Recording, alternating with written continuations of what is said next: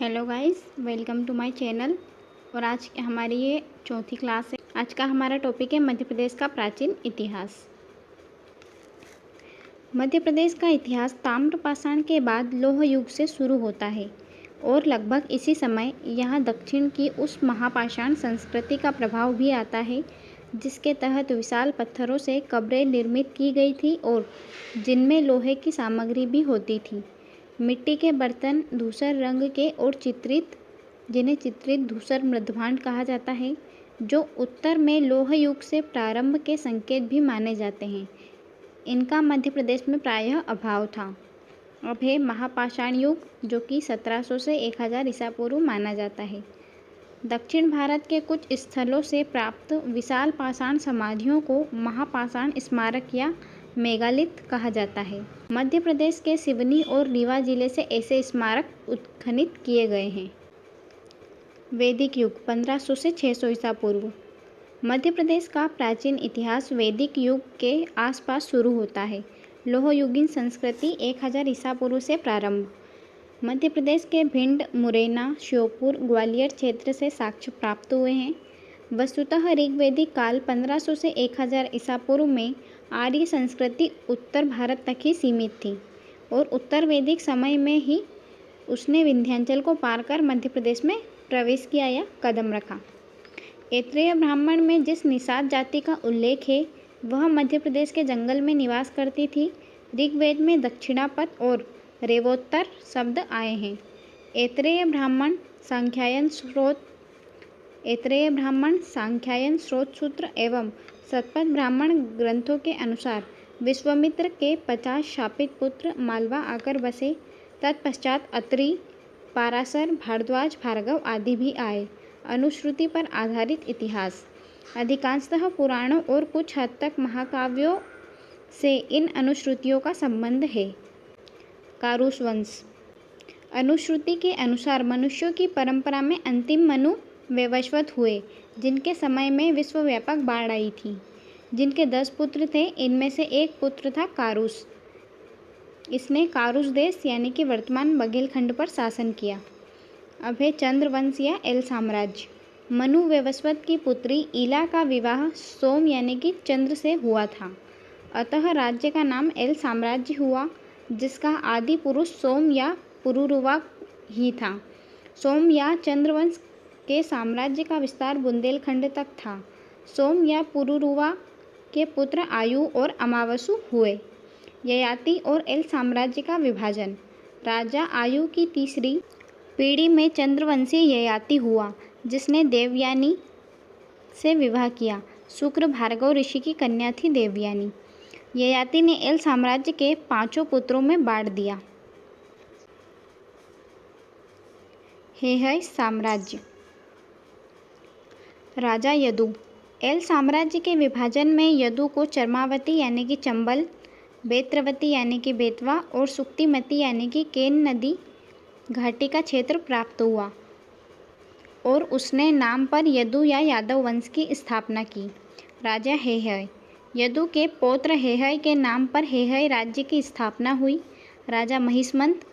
हेहय राज्य के राजा महिष्मंत ने एक जीते हुए दुर्ग का नाम महिष्मंत या महेश्वर रखा।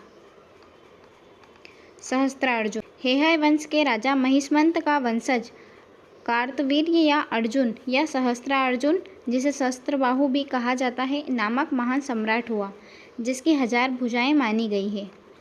इसने समस्त पृथ्वी को जीता और अनेक यज्ञ किए। इसने लंका के राजा रावण को भी हराया। इसने कारकोट के युद्ध में अनूप देश यानी कि निमाड़ को पराजित किया। इसके बाद है जयध्वज, तालझंद्र और वितिहोत्र।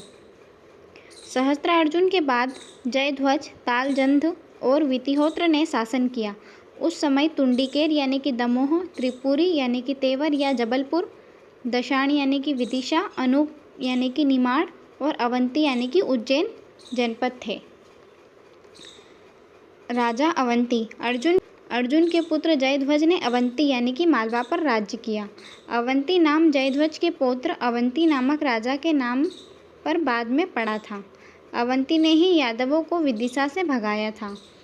स्थिरावल्ली ग्रंथ अनुसार उज्जैन के महाकालेश्वर मंदिर का निर्माण राजा अवंती के पुत्र ने किया और प्रांगण में कोटि तीर्थ नामक कुंड बनवाया। इक्ष्वाकु वंश और दंडकारण्य राज्य। राजा इक्ष्वाकु। मनु के एक पुत्र इक्ष्वाक के नाम पर इक्ष्वाकु वंश की स्थापना हुई, जिसके पुत्र ने दंडकारण्य यानी कि वर्तमान बस्तर क्षेत्र राज्य स्थापित किया। पौराणिक कथा के अनुसार कारकोट नागवंशी शासक नर्मदा क्षेत्र में स्थित काठे के शासन थे। उस समय नर्मदा का नाम रेवा था। अभय मांधाता चक्रवर्ती।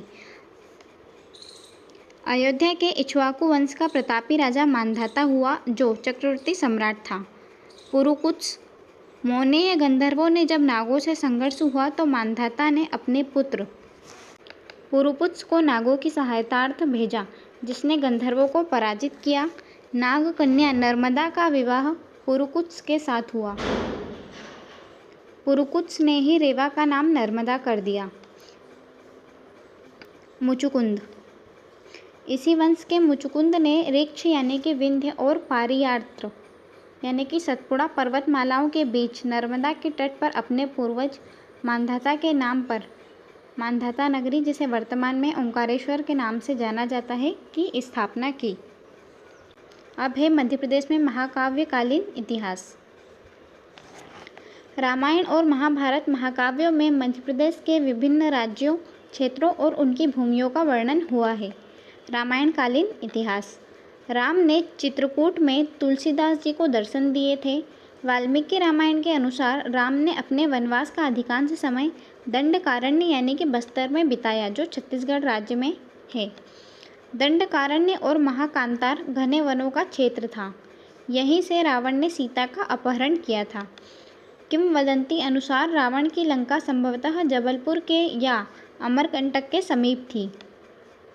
मध्य प्रदेश में 4 जगह रावण की पूजा होती है। एक है रावण रूढ़ी गांव मंदसौर, भातरखेड़ी राजगढ़, रावण गांव विदिशा और साजापुर। इन चारों स्थानों पर रावण की पूजा होती है। राम को बेर खिलाने वाली सबरी कोल जनजाति से संबंधित थी। वाल्मीकि आश्रम में निवासित माता सीता ने लवकुश को जन्म दिया। यही आश्रम टोंस नदी, रामायण में इसका नाम तमसा था, तट पर संभावित है। भविष्य में कुश ने दक्षिण कौशल यानी कि छत्तीसगढ़ पर राज्य किया, जबकि शत्रुघ्न के पुत्र शंभुघाती ने विदिशा पर। इस समय सतपुड़ा विंध्याचल में निषाद जाति का राज्य था। चित्रकूट से अमरकंटक तक राम वन गमन पथ बनाया जा रहा है। अब है महाभारतकालीन इतिहास। रामायणकालीन त्रेता युग की समाप्ति के बाद महाभारतकालीन द्वापर शुरू हुआ, जिसकी महत्वपूर्ण घटना थी महाभारत का युद्ध। इस युद्ध में मध्य प्रदेश में स्थित अनेक राज्यों ने भाग लिया। बुंदेलखंड और बघेलखंड के क्षेत्रों में अवस्थित राज्यों में वत्स, जो कि ग्वालियर क्षेत्र है, चेदी यानी कि छतरपुर, कारुश यानी कि बघेलखंड, दशाण यानी कि विदिशा, इन क्षेत्रों से पांडवों की ओर से राजाओं ने भाग लिया। वहीं माहिष्मती, नील राजा, अवंती, भोज, अंधक, विदर्भ, निषद, वृषणी आदि कुछ राज्यों ने कौरवों की तरफ से भी महाभारत के युद्ध में भाग लिया। महाभारत में माहिष्मती, उज्जैनी, कुंतलपुर यानी कि कुतवार, जो मुरैना में पड़ता है, साथ ही विराटपुरी, जो सोहागपुर में है, को मध्य प्रदेश के प्रमुख नगर बताया। मध्य प्रदेश का महाजनपद युग। वैदिक काल के अंतिम समय अर्थात 600 ईसा पूर्व के लगभग भारत में 16 महाजनपद थे। अतएव इस काल को महाजनपद काल कहा जाता है।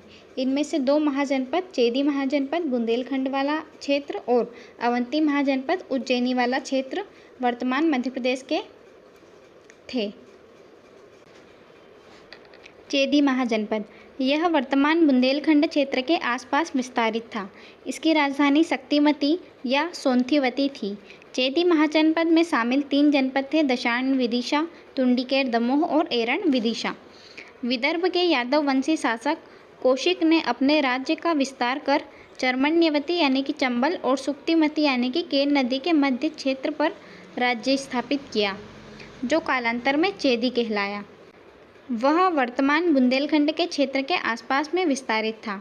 इसकी एक शाखा कलिंग में स्थापित है, जहाँ खारवेल राजा हुआ। चेदी वंश के राजा शिशुपाल का महाभारत में वर्णन मिलता है। इसका सिर श्री कृष्ण ने चक्र से काटा था। शिशुपाल ने चंदेरी नामक नगर बसाया था, जो बूढ़ी चंदेरी के नाम से उसकी राजधानी थी। चेदी बाद में कमजोर पड़ा और मगध के नंदवंशी राजा महापद्मनंद ने चेदी को मगध राज्य में मिला लिया था। बड़वानी से नंदवंश की मुद्राएं प्राप्त हुई है। अब है अवंती महाजनपद। मध्य प्रदेश के पश्चिम भाग में एक सशक्त महाजनपद था। अवंती को बौद्ध धर्मों में अच्युतगामिनी कहा गया है। इसके दो भाग थे, उत्तरी अवंती जनपद और दक्षिणी जनपद। उत्तरी अवंती जनपद, जिसकी राजधानी थी उज्जैनी, जो उत्तर पूर्व पश्चिम एवं दक्षिण चारों दिशाओं में मिलन स्थली थी। वहीं दक्षिण महाजनपद, इसकी राजधानी महेश्वर या महिष्मती थी, वेत्रवती नदी दोनों को पृथक करती थी। अवंती महाजनपद में शामिल दो जनपद थे, वत्स ग्वालियर और अनूप यानी कि निमाड़।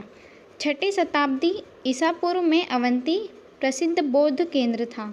इसके प्रसिद्ध नगर थे कुररघर और सुदर्शनपुर का वर्णन बौद्ध ग्रंथों में भी मिलता है। पुलिक मगध के बृहद्रथ वंशीय राजा रिपुंज का अमात्य था। इसने विद्रोह कर अपने पुत्र प्रद्योत को अवंती का राजा बनाया। अब है चंद्रप्रद्योत।